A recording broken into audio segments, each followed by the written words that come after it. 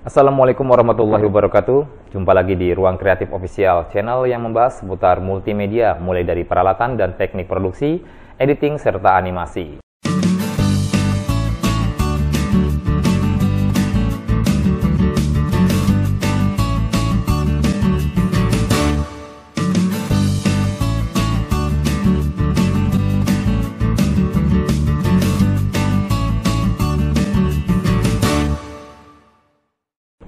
Nah, di pertemuan kali ini kebetulan ada yang bertanya tentang bagaimana kita bisa live streaming dengan menggunakan kamera DSLR. Namun masalahnya adalah ketika kamera DSLR ini dihubungkan melalui USB atau kabel data tanpa menggunakan capture card, lalu untuk software atau aplikasi live streamingnya menggunakan OBS, tentu tidak ada masalah ya. Justru yang jadi kendala adalah ketika live streamingnya menggunakan aplikasi atau software vMix. Ini tidak dapat terdeteksi. Lalu bagaimana caranya untuk disiasati agar tetap bisa live streaming dengan menggunakan vMix? Nah, kebetulan di sini saya sudah siapkan kamera DSLR yang memang tipenya tidak terlalu lama-lama banget ya, atau tidak terlalu lawas banget lah. Artinya di sini kamera DSLR yang disiapkan adalah kamera DSLR Canon EOS 1200D. Nah, kalau kita belum memiliki aplikasi EOS Webcam Utility-nya, kita bisa download, kita searching di Google, ya, di mbah Google. Ketik saja EOS Webcam Utility, di sini ada Canon USA ya, bisa kita klik. Di situ sangat mudah sekali cara menginstalnya, tinggal kita klik EOS Webcam Utility-nya.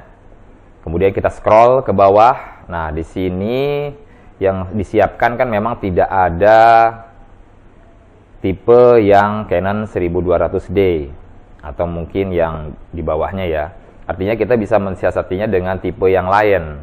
Di sini kalau kita searching di Google itu ada beberapa tipe Canon yang seperti 1200D ini, ternyata ini support dengan EOS Rebel T5 di sini tulisannya ya. Tinggal kita klik saja, kemudian kita download di situ. Nah, kalau kita sudah memiliki aplikasinya, tinggal kita install, kemudian kita buka OBS. Lalu bagaimana caranya agar bisa support dengan vMix? Kita coba otak-atik ya, atau kita coba kulik. Tapi sebelum kita coba live streaming dengan menggunakan kamera Canon ini, tanpa menggunakan capture card, terlebih dahulu saya ingin berpesan kepada teman-teman bahwa ketika kita melakukan live streaming dengan menggunakan kabel data, ya, saya sarankan tidak menggunakan baterai yang terdapat di dalam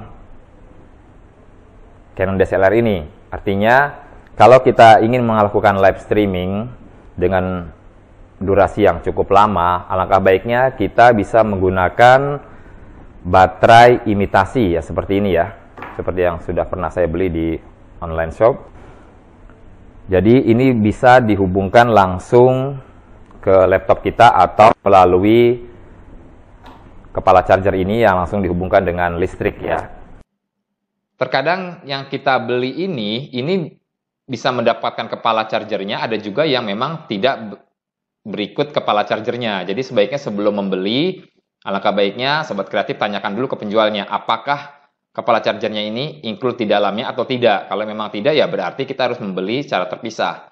Atau bisa juga, kalau memang tidak mau membeli, maka di kabel di bagian USB-nya ini kita bisa langsung hubungkan ke laptop, ya. Bisa juga langsung dihubungkan ke laptop untuk mengirimkan daya listrik, ya. Sedangkan di bagian ini kita masukkan seperti halnya kita memasukkan baterai yang aslinya, ya. Di bagian bawah sini ada bagian karet yang nantinya karet kecil ini nanti difungsikan untuk mengeluarkan kabelnya. Jadi ternyata karet kecil yang ada di ujung tempat baterainya ini berfungsi untuk mengeluarkan kabelnya. Nah, ini coba kita masukkan dulu. Nah, seperti ini ya. Nah, kabel ini nantinya kita keluarkan lewat sini, ya, lewat karet kecil ini. Ternyata ini fungsinya sudah disiapkan ya. Nah, baru kita tutup. Hasilnya seperti ini. Kalau kita menggunakan baterai biasa yang kita cas kemudian kita pasang di dalam kameranya, tentunya ada batasannya ya. Maksimal biasanya 1 sampai 1,5 jam dia sudah lowbat ya. Tapi kalau menggunakan langsung dicolokkan ke listrik, tentu tidak ada batasannya.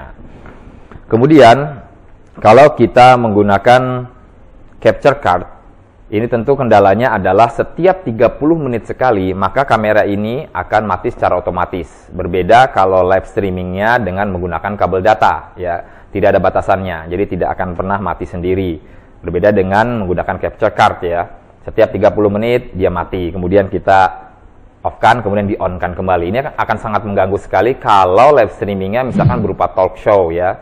Kalau seandainya memang kita menggunakan live streamingnya ini tidak menggunakan atau tidak dengan durasi yang lama, tentunya kita bisa menggunakan capture card ini. Yang tentunya kalau kita menggunakan capture card, pasti kualitasnya juga jauh lebih baik ya. Kita bisa setting mulai dari 1280 720 hingga 1920 ya, 1080 atau 4K misalkan ya, tergantung tipe kameranya.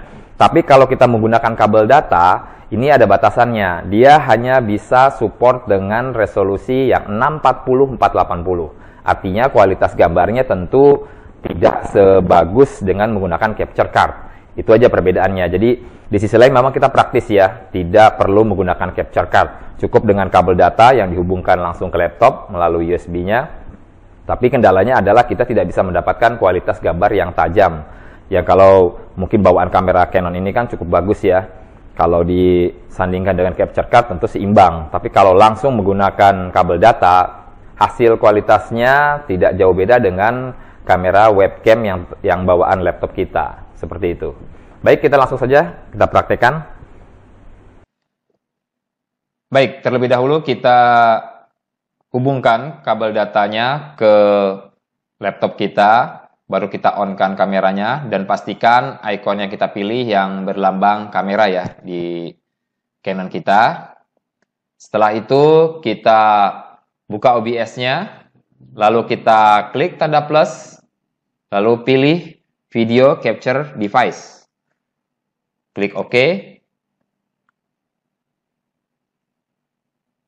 Nah, di sini di device-nya EOS Webcam Utility ya. Ini sudah terkoneksi.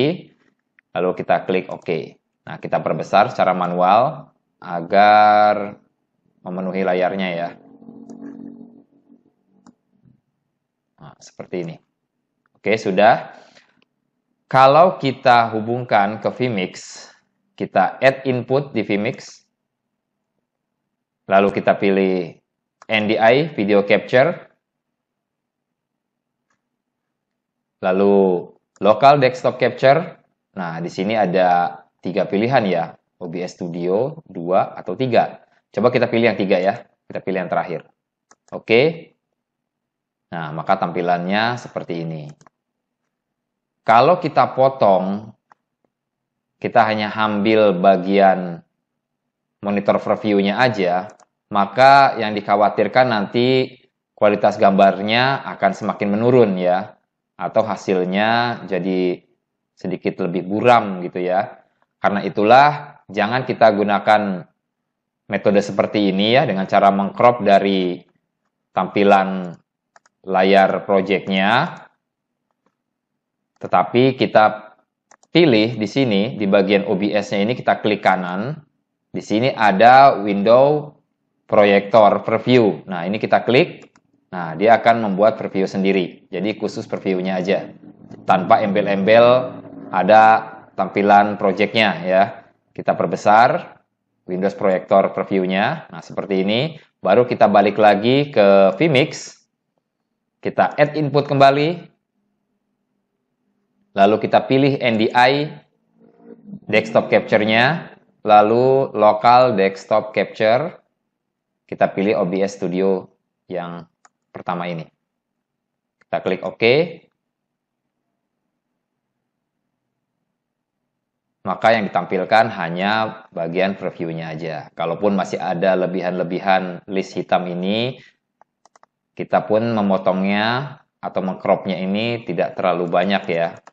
Tidak seperti kalau kita mengambilnya dari tampilan layar kerja ini, ya. Tentunya gambar yang kecil ini kalau kita perbesar, otomatis kualitas gambarnya juga akan semakin menurun.